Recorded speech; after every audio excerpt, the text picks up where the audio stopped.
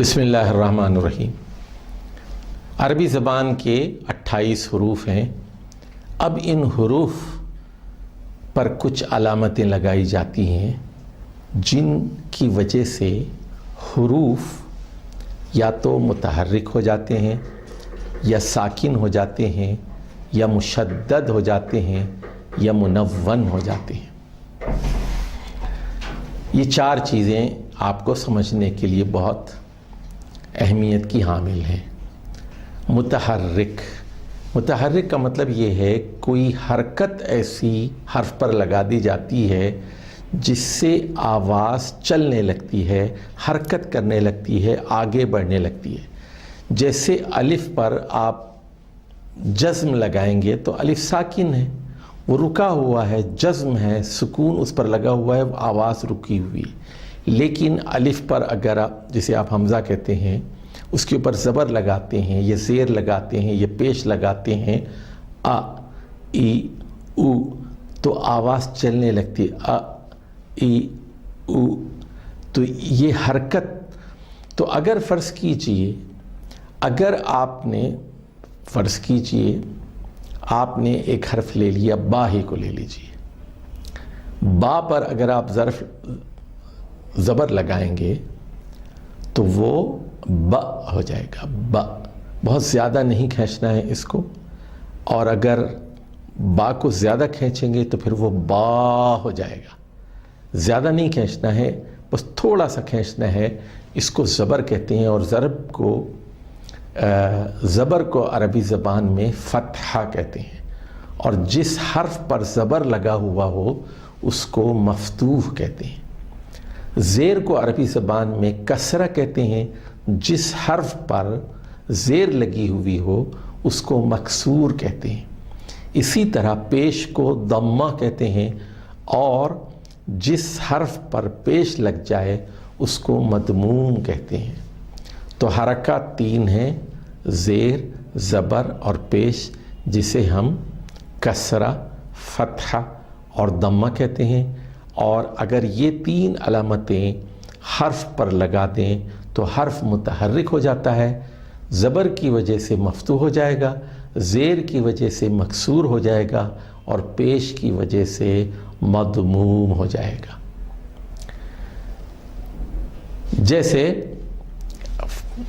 جیسے اس کی کچھ مثالیں ہم دیتے ہیں، جیسے طبلا، طبلا، تو 3 حرف ہیں، اس تینوں کے اوپر زبر ہے، طبلا، ایک آواز، چھوٹی حرکت۔ اسی طرح جب ہم کہتے ہیں ای بی لی، الف، با اور لام، تینوں کے نیچے زیر لگی ہوئی ہے، ای بی لی، ای بی لی، ای بی لی، بہت زیادہ نہیں کھینچنا، ای بی لی، ای بی لی، تینوں حروف مکسور ہو گئے۔ اسی طرح اذن، اذن، اذن، اذن، اذن، تو یہاں بھی آپ دیکھ لیجئے کہ تینوں حروف ہیں، الف ہے، ذال ہے اور نون ہے، تینوں پر پیش لگا دیا گیا ہے، تینوں حروف مضموم ہو گئے ہیں، تو یہ 3 حرکتیں اس پر لگ گئی ہیں۔ تو حرکتیں 3 قسم کی ہوتی ہیں۔ اب آ جائیے حرف ساکن، جیسے ہم کہتے ہیں باب یا کتاب، تو اس کے آخر میں جو با ہے یہ ساکن ہے، یا حرف کہہ رہے ہیں تو آخر میں جو فا ہے وہ ساکن ہے۔ نہ ہم کتابو کہہ رہے ہیں، نہ کتابی کہہ رہے ہیں، نہ کتاب کہہ رہے ہیں، کتاب۔ کتاب پر ہم رک رہے ہیں، آواز آگے نہیں بڑھ رہی۔ کتاب، کتاب، کتابی میں حرکت ہے، آواز آگے بڑھ رہی ہے، لیکن کتاب، حرف، لام، تو یہاں سکون ہے، اور اس کے لیے جزم کی علامت استعمال کی جاتی ہے۔ اب آ جائیے حروف کی ایک اور قسم ہے جس کو ہم مشدد کہتے ہیں۔ مشدد یعنی ایسا حرف جس پر تشدید کی علامت لگا دی گئی ہو، شد کی علامت، تشدید کی علامت لگا دی گئی ہو، ایسے حرف کو مشدد کہتے ہیں۔ جیسے مثال کے طور پر ربو ہے، ربو، تو آپ دیکھیے یہاں ربو میں با 2 مرتبہ پڑھا جائے گا اور اس پر تشدید کی علامت لکھی جاتی ہے رب بو، رب بو۔ تو آپ غور فرمائیے با کی آواز 2 مرتبہ نکل رہی ہے، لیکن پہلا با ساکن ہے اور دوسرا وہ متحرک ہے۔ رب بو کہیے یا رب بی کہیے یا رب با کہیے، کوئی فرق نہیں پڑتا، زیر زبر پیش کا فرق ہے، لیکن پہلا حرف ساکن ہے، دوسرا متحرک ہے۔ اسی پر آپ اور الفاظ کو قیاس کر لیجئے، حق، در، اسی طرح اور حروف کو دیکھ لیجئے، فر، شر، تو شین را، شر، تو پہلا شر میں پہلا را ساکن ہے اور دوسرا متحرک ہے، اور حق میں بھی پہلا قاف وہ ساکن ہے، دوسرا قاف متحرک ہے۔ تو حرف مشدد وہ حرف ہے جس پر تشدید کی علامت لگائی جاتی ہے اور یہ حرف 2 مرتبہ پڑھا جاتا ہے، اس انداز سے کہ پہلے حرف کو ساکن پڑھتے ہیں اور دوسرے کو متحرک۔ اب حروف کی ایک اور قسم ہے جس کو ہم حرف منون کہتے ہیں۔ منون کا مطلب ہے تنوین والا حرف جس پر تنوین لگا دی گئی ہے۔ تنوین کہتے ہیں 2 زبر کو، 2 زیر کو اور 2 پیش کو، اور 2 زبر کا مطلب ہے فتح، فتحتان، اور 2 زیر کا مطلب ہے کسرتانی، اور 2 پیش کا مطلب ہے دمتانی۔ تو 2 پیش، 2 زبر، 2 زیر، فتحتانی، کسرتانی، دمتانی جب کسی حرف پر لگا دیے جائیں تو ایسا حرف منون کہلاتا ہے۔ مثال کے طور پر آپ حرف ہی کو لیجئے، حرف، تو حرف کے آخر پر اگر فا ہے اور اس پر اگر ہم تنوین لگا دیں اس کو ہم پڑھیں گے حرفن، حرفن۔ تو آپ دیکھیے یہاں ایک حرفن میں نون ساکن کی آواز نکل رہی ہے، حرفن، حرفن، 2 پیش ہیں، حرف، اگر 1 پیش ہوتا تو ہم اس کو حرفو کہتے، اور چونکہ 2 پیش لگ گئے ہیں اس لیے ہم اس کو حرفن کہہ رہے ہیں۔ تو تنوین دراصل نون ساکن ہی کا نام ہے، حرف کے آگے ایک ہم نے نون ساکن کا اضافہ کر دیا اور حرف فن ہو گیا، حرفن، حرفو کے آگے نون ساکن لگا دیا، وہ حرفن ہو گیا۔ تو تنوین علامت ہے نون ساکن کی۔ یہ بات اچھی طرح دماغ میں بٹھا لیجئے، تنوین علامت ہے نون ساکن کی، اور اگر 2 زبر ہوں تو حرفن پڑھیں گے، تب بھی زبر کے بعد ایک نون ساکن ہے، اگر حرفین کہیں 2 زیر لگاتے ہیں تب بھی حرفی کے بعد ایک نون ساکن لگایا جا رہا ہے۔ تو منون حرف وہ حرف ہے جس پر 2 زبر، 2 زیر، 2 پیش، فتحتان، کسرتان اور دمتان کا اضافہ کیا جاتا ہے، اور ایسا حرف جس پر تنوین ہو، جس پر یہ 2 علامتیں ہوں، ایسے حرف کو منون کہتے ہیں۔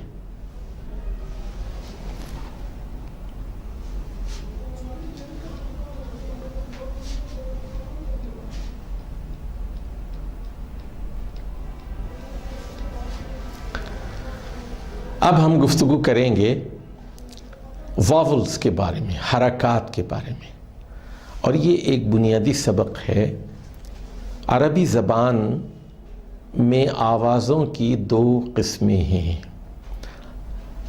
بڑی آواز اور چھوٹی آواز، اور بڑی آواز کے لیے الف یا اور واو کا استعمال کیا جاتا ہے چھوٹی آواز کے لیے 3 حرکتیں لگائی جاتی ہیں جنہیں ہم زبر زیر پیش کہتے ہیں اور جنہیں فتحہ کسرہ اور ضمہ کہتے ہیں. تو اس کو ذرا اچھی طرح سمجھنے کی کوشش کر لیجئے کہ جیسے با کے اوپر اگر آپ زبر لگائیں گے وہ ایک چھوٹی حرکت ہے با، اور اگر الف لگائیں گے تو یہ بڑی حرکت ہے با با با. اسی طرح با کے نیچے اگر زیر لگائیں گے، کسرہ لگائیں گے تو یہ ایک چھوٹی حرکت ہوگی بی، لیکن اگر یا لگائیں گے تو یہ ایک بڑی حرکت ہوگی بی. اسی طرح با کے اوپر پیش لگائیں گے تو یہ ایک چھوٹی حرکت ہوگی بو، لیکن اگر با کے ساتھ واو لگا دیں گے آپ تو یہ ایک بڑی حرکت ہوگی اور اس کی آواز ہوگی بو. تو میں نے کہا کہ آوازیں 2 قسم کی ہیں، بڑی آوازیں اور چھوٹی آوازیں. میں نے کہا حرکات کی بھی 2 قسمیں ہیں، بڑی حرکات اور چھوٹی حرکات. زیر، زبر اور پیش کے ذریعے چھوٹی حرکتوں کو سمجھایا جاتا ہے، جبکہ الف، یا اور واو سے بڑی آوازیں اور بڑی حرکتیں ظاہر کی جاتی ہیں. اب آ جائیے یہ تو ہم بتا چکے ہیں آپ کو کہ عربی زبان میں 28 حروف ہیں. اب آ جائیے اس میں جو حروف علت ہیں، واولز ہیں، لانگ واولز، وہ 3 ہیں، الف، واو اور یا. اور باقی جو 25 ہیں وہ کانسوننٹس ہیں، ان کو حروف صحیحہ کہتے ہیں. اور یہ واولز کو حروف علت بھی کہتے ہیں، حروف مدہ بھی کہتے ہیں، اور یہ ڈیفیکٹو لیٹرز کہلاتے ہیں. تو 25 حروف صحیح ہیں، کانسوننٹس ہیں، 3 حروف واولز ہیں، لانگ واولز. پھر دہرا دوں آپ کو تاکہ بات اچھی طرح آپ کے دماغ میں بیٹھ جائے. زبر، زیر اور پیش یہ شارٹ واولز ہیں، چھوٹی حرکتیں ہیں، ب، بی، بو. جبکہ الف، واو اور یا بڑی حرکتیں ہیں، بڑی حرکات ہیں، لانگ واولز ہیں.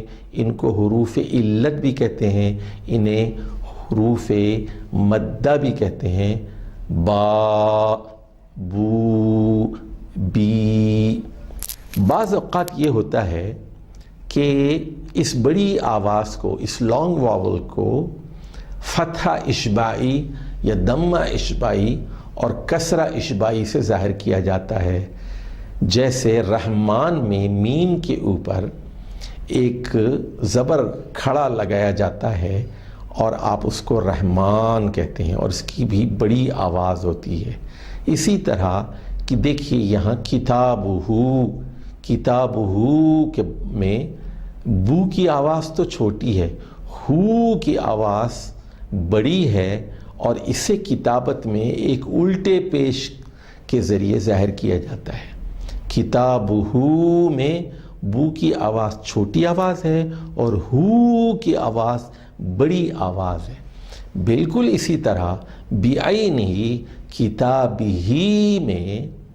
کتابی میں بی کی جو آواز ہے وہ ایک چھوٹی آواز ہے، شارٹ واول ہے، اور ہی کے نیچے آپ دیکھیے کہ ایک کھڑی زیر ہے، کتابی یہ لانگ واول ہے. تو عربی زبان میں جتنی آوازیں ہیں آپ کو، ان میں یہ 6 باتیں اچھی طرح بٹھا لیجئے کہ 3 آوازیں چھوٹی ہیں، 3 آوازیں بڑی ہیں، 3 شارٹ واولز ہیں، 3 لانگ واولز ہیں. تو یہ سارا کھیل انہی آوازوں کا کھیل ہے. یعنی لفظ کیا ہے، جملہ کیا ہے، تلفظ کیا ہے، نطق کیا ہے، جو بھی آپ کہتے ہیں، جو بھی آپ کا تلفظ ہے، دراصل یہ چھوٹی اور بڑی آوازوں کا امتزاج ہے. ایک combination of short vowels and long vowels a combination of short sounds and long sounds. تو یہ ABC ہے, یہ بنیادی بات ہے تلفظ کے بارے میں. جو حرف بھی آپ ادا کریں تو سوچ سمجھ کر ادا کیجئے. زیادہ کھینچیں گے تو مطلب بدل جائے گا, کم کھینچیں گے تو مفہوم بدل جائے گا. تو چھوٹی آواز کو چھوٹا ہی رہنا چاہیے, بڑی آواز کو لمبا کر کے ادا کیا جانا چاہیے.